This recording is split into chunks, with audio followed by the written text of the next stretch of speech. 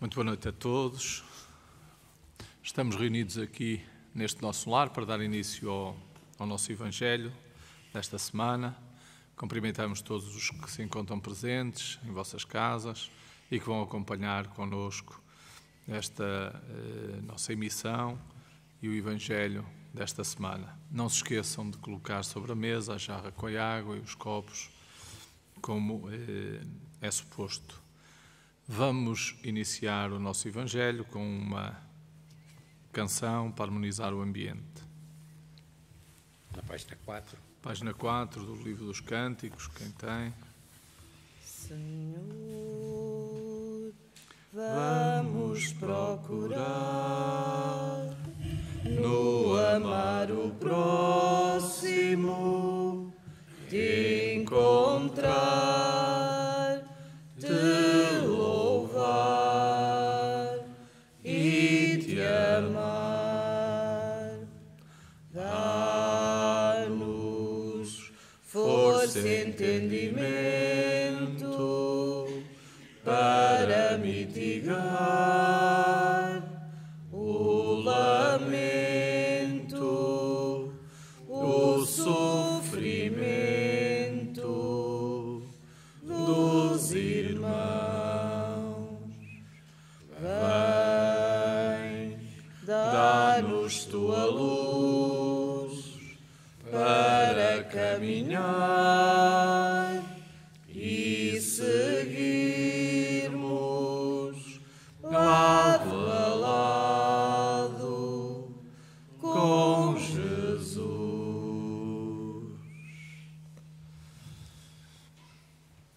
Senhor Jesus, te agradecemos por mais um dia, pelas dádivas, pelas bênçãos que nos concedes ao longo da nossa vida, pela oportunidade de nos melhorarmos e de nos modificarmos. Te pedimos, Senhor, que abençoes este nosso Evangelho, que permitas que os benfeitores espirituais, que os nossos familiares, os nossos guias, os nossos protetores, possam estar connosco, nos possam envolver, nos possam ajudar ao longo destes minutos em que vamos debruçar-nos sobre os teus ensinamentos e que eles nos possam reconfortar e intuir para os esclarecimentos que vamos ministrar. Fica connosco, Senhor, e abençoa este nosso Evangelho.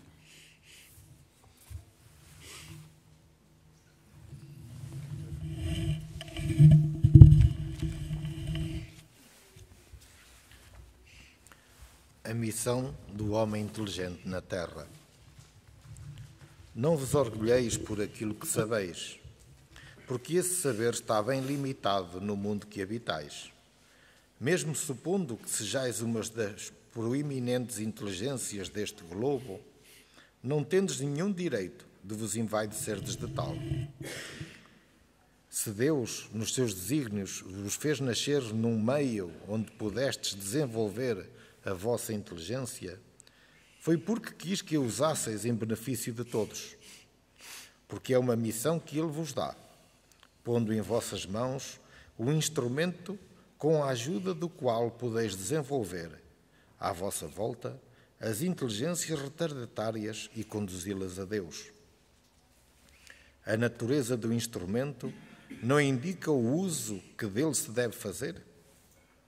A enxada que o jardineiro põe nas mãos do seu ajudante não indica que ele deve cavar? E o que direis se esse trabalhador, em vez de trabalhar, erguesse a enxada para ferir o patrão? Direis que isso é horroroso e que ele deve ser expulso. Pois bem, não te passa o mesmo com aquele que se serve da sua inteligência para destruir entre os seus irmãos a ideia de Deus e da providência? Não ergue contra o seu senhor a enxada que lhe foi dada para preparar o terreno? Terá ele direito ao salário prometido ou merece, pelo contrário, ser expulso do jardim? Ele o será, não o duvideis, e arrastará existências miseráveis e cheias de humilhações, até que se curve diante daquele a quem tudo deve. A inteligência é rica em méritos para o futuro, mas com a condição de dela se fazer um bom emprego. Se todos os homens bem dotados se servissem dela segundo os desígnios de Deus, a tarefa dos espíritos seria fácil, em fazerem progredir a humanidade. Infelizmente, muitos a transformaram em instrumento de orgulho e de perdição para si mesmos. O homem abusa da sua inteligência, como de todas as suas faculdades, e, contudo, as lições não lhe faltam para o advertir que uma mão poderosa pode retirar-lhe o que ela mesma lhe deu. É uma mensagem de Ferdinand, um espírito protetor, de Bordeaux, 1862. É uma passagem do Evangelho segundo o Espiritismo.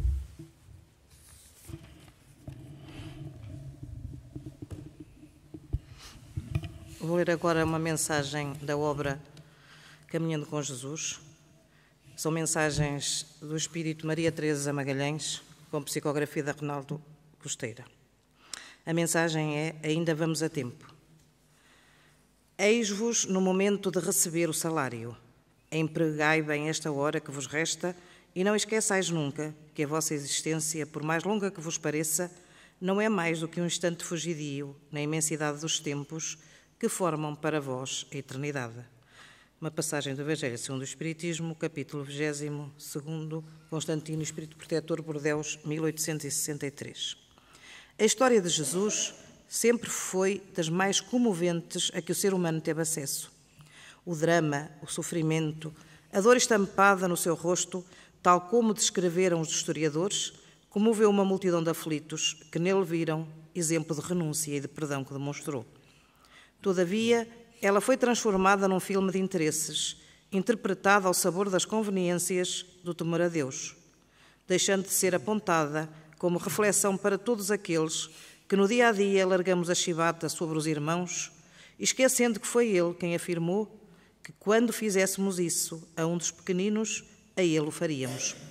Toma, pois, o Evangelho em mãos, lê-o com olhos de ver, reflete nele como manancial orientador para a conquista das bem-aventuranças e segue, pondo em marcha na tua vida uma reforma profunda nos sentimentos e nos pensamentos. Não te detenhas aguardando pelas dores, que têm sido um mote para muitas mudanças à tua volta. Prepara a tua reforma interior. Olha os que te rodeiam como membros da grande família cristã. O tempo não é mais de adiamentos. O caminho da luz é cheio de veredas íngremes que custam a subir. O caminho das dores é amplo e desce sempre até às grutas do desespero e do arrependimento. Que fizeste hoje pela tua reforma íntima? Que meditações fizeste sobre as consequências de atos reprováveis na vida em geral e na tua em particular? Que orientações escolheste da exemplar vida de Jesus? Toma a tua cruz e segue-me. Foi uma frase que ficou na consciência de muitos daqueles que lhe ouviram as lições. Tomemos a nossa cruz com coragem e determinação, fazendo aos outros o que gostaríamos que os outros nos fizessem.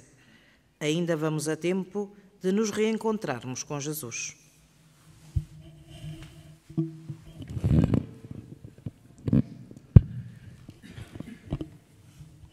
Quer queiramos, quer não, todos nós, mesmo aqueles que ainda continuam no campo das dúvidas, até zombando das questões ligadas à vida de Jesus, às questões ligadas à vida das religiões ou da religião cristã.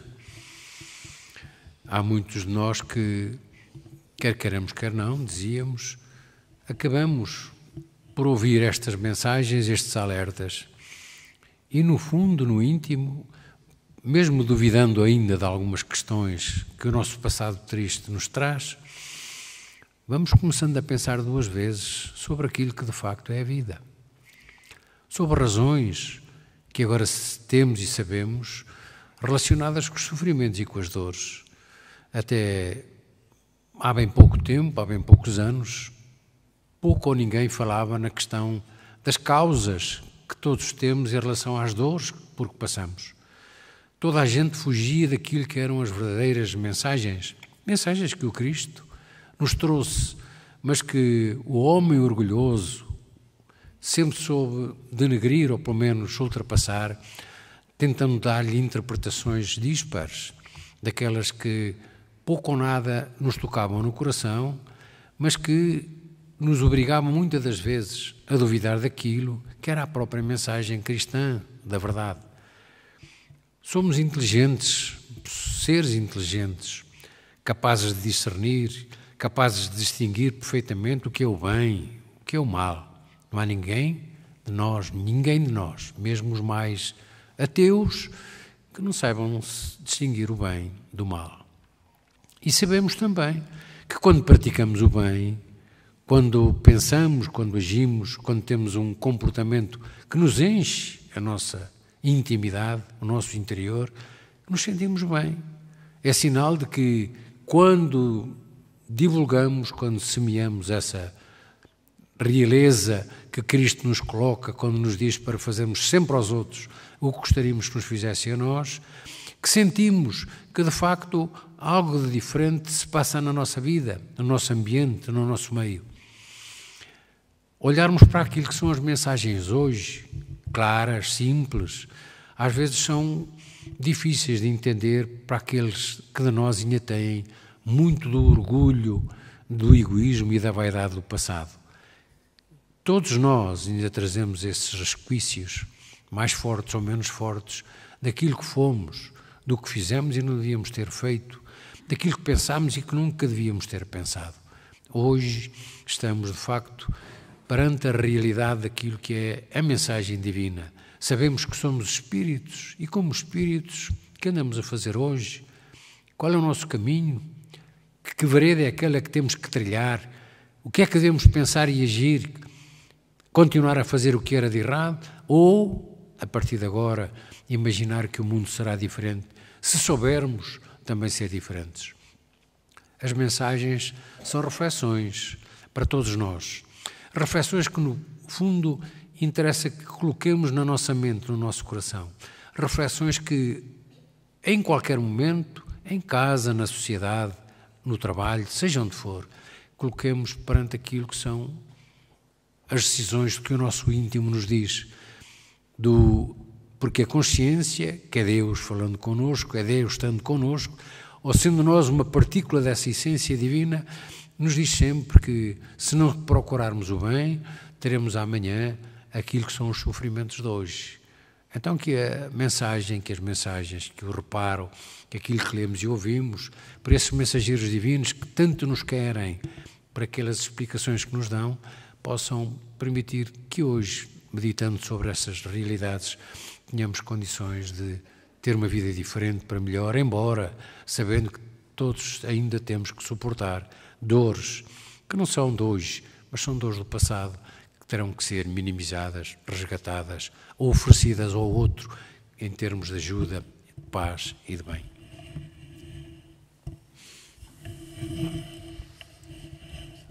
Jesus, numa das suas pregações, contou uma parábola, que era a parábola dos talentos, onde, de alguma maneira, veio ensinar que um senhor distribuiu um conjunto de talentos pelos seus servos. A um deu 1, a outro deu 10, a outro deu 3, e partiu, deixando-lhes confiados esses talentos. E que, passado algum tempo, quando regressou, veio saber o que é que os seus servos tinham feito com esses talentos que ele lhes havia confiado. E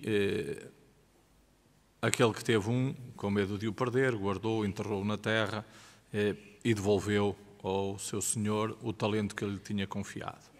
Enquanto que os outros pegaram nesses talentos, utilizaram esses talentos, colocaram-nos a render e multiplicaram esses talentos. E no final Jesus vem esclarecer que aqueles que o fizeram e que multiplicaram os seus talentos tinham feito bem, e que aquele servo inútil que tinha conservado apenas o seu talento e que preguiçoso não o pôs a render, que não tinha procedido da melhor forma. Na primeira leitura deste nosso Evangelho, o Espírito vem falar sobre a inteligência. E a inteligência é como se fosse um talento que nos foi confiado. Naturalmente que a inteligência é um aspecto que tem a ver com o espírito, que é o ser inteligente. Mas nem todos, quando encarnamos, quando regressamos ao plano físico, vimos com essa capacidade de poder utilizar da melhor forma a inteligência, muitas das vezes porque o corpo não permite que as conquistas do espírito se possam manifestar dessa maneira. Mas há aqueles que vêm com uma inteligência fora do comum, que vêm dotados de uma capacidade intelectual superior.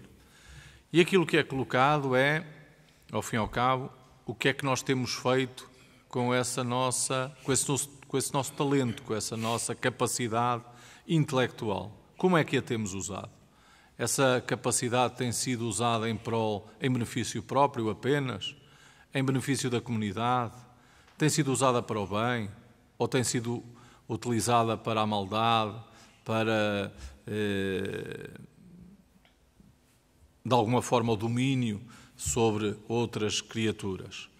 E o Espírito vem nos lembrar que, naturalmente, como Jesus nos ensinou, todos nós temos as nossas qualidades, os nossos talentos, as nossas capacidades, as nossas aptidões, e que elas devem ser postas a render a benefício de todos, a fim de que elas possam ser úteis para aqueles que nos rodeiam e para que, neste caso, a inteligência possa promover o esclarecimento, possa promover o progresso da humanidade, possa promover o avanço moral de toda esta orbe que é a nossa casa, que é o planeta Terra. E na segunda leitura nós vemos que ainda estamos a tempo de, com os talentos que nos foram confiados, com aquilo que são as nossas conquistas do espírito, de os pôr a render, de os utilizarmos para o nosso progresso moral, para a nossa transformação moral, para a nossa mudança íntima, ou seja, para que nós possamos ser hoje melhores do que fomos ontem e amanhã melhores do que fomos hoje. Então é um convite que estas leituras nos fazem, primeiro à reflexão sobre como é que nós temos utilizado a inteligência e o que é que nós temos feito daquilo que foi o tempo que nos foi concedido na Terra para a nossa evolução. O que é que nós temos feito em prol da nossa modificação interior, da nossa reforma íntima. Não esquecendo que as dores, quando nos assolam, são sempre alarmes para que a gente desperte, para que nós apercebamos que alguma coisa, se calhar, ainda não está totalmente certa no nosso comportamento, na nossa conduta, e que tudo aquilo que nós vamos aprendendo dos ensinamentos de Jesus e que a doutrina espírita nos vem esclarecendo, é fundamentalmente para nosso benefício e transformação moral. Enquanto nós não nos capacitarmos que o mundo só será melhor, que nós só seremos pessoas melhores quando nos esforçarmos por nos transformarmos, por mudarmos aquilo que éramos, o nosso homem velho, cheio de defeitos, cheio de imperfeições. E enquanto não lutarmos contra as nossas tendências, as nossas inclinações, enquanto nós não fizermos esse esforço de modificação para melhor, nós não iremos certamente deixar de ter momentos de dor e momentos de sofrimento. Então, é a altura de pensarmos, de fazermos um balanço daquilo que têm sido os nossos dias, a nossa estada na Terra, e se não devemos arregaçar as mangas e aproveitar melhor o tempo na nossa transformação moral, na nossa evolução individual, porque nós só vamos beneficiar, em primeiro lugar, individualmente, depois de o fazermos, e todos aqueles que nos cercam, todos aqueles que são das nossas relações mais próximas, seja na família, seja nos amigos, seja no trabalho, irão beneficiar também com a nossa evolução moral. É assim que o mundo irá se transformar para melhor, é assim que o bem irá triunfar e é assim que a paz poderá um dia instalar-se na Terra. Através do trabalho individual de cada um, esse trabalho depois irá contagiar aqueles que nos rodeiam e irá contagiar as sociedades e a humanidade. É a altura agora no lar de perguntar se têm comentários, se têm dúvidas, se têm questões a colocar para que possam ser esclarecidas. Não sei se alguém aqui quer fazer algum comentário.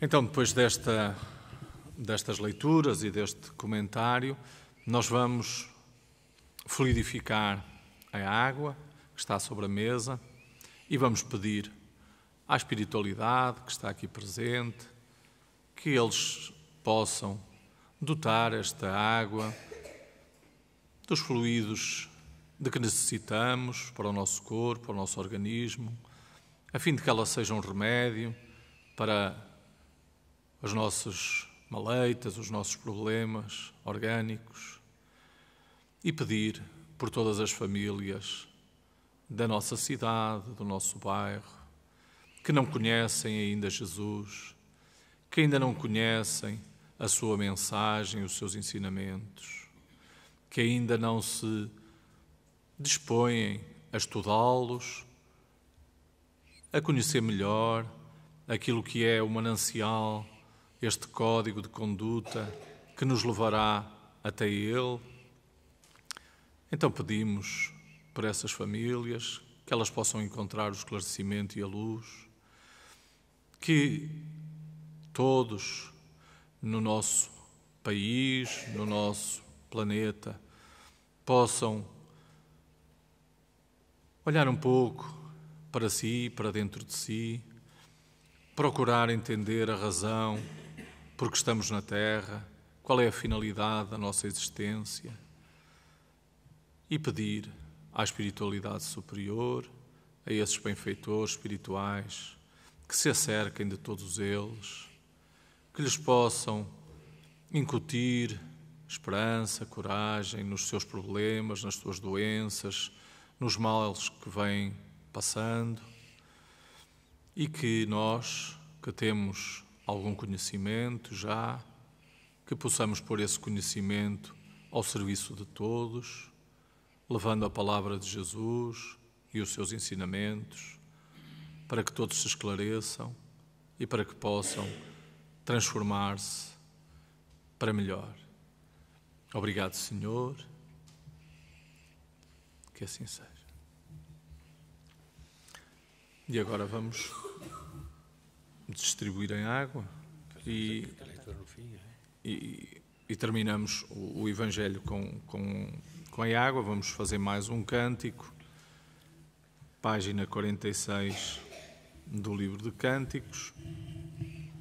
Quando eu caminhava Pelo mundo errante, nas manhãs sem luz e noites sem luar, triste e solitário fui seguindo avante, sem um teto amigo para repousar. Era como um passarinho que perdera o ninho e ficou sem lar. Alma sem ilusão, sem fé e sem calor, não tinha em meu coração o mais singelo amor.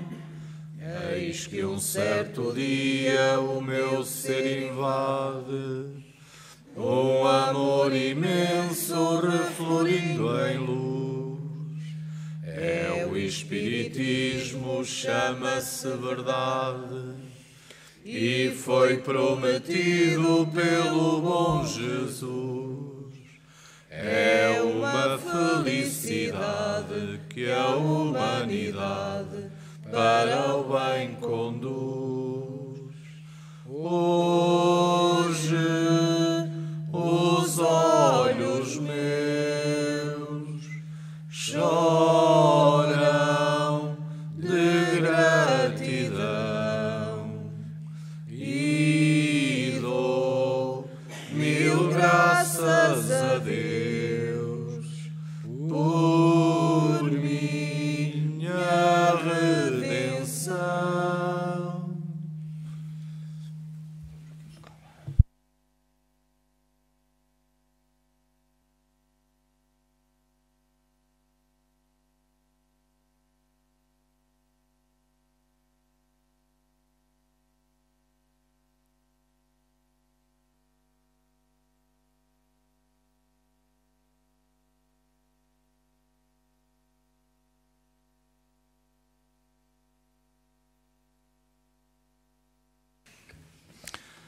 Chegou então ao fim o Evangelho no Lar desta semana.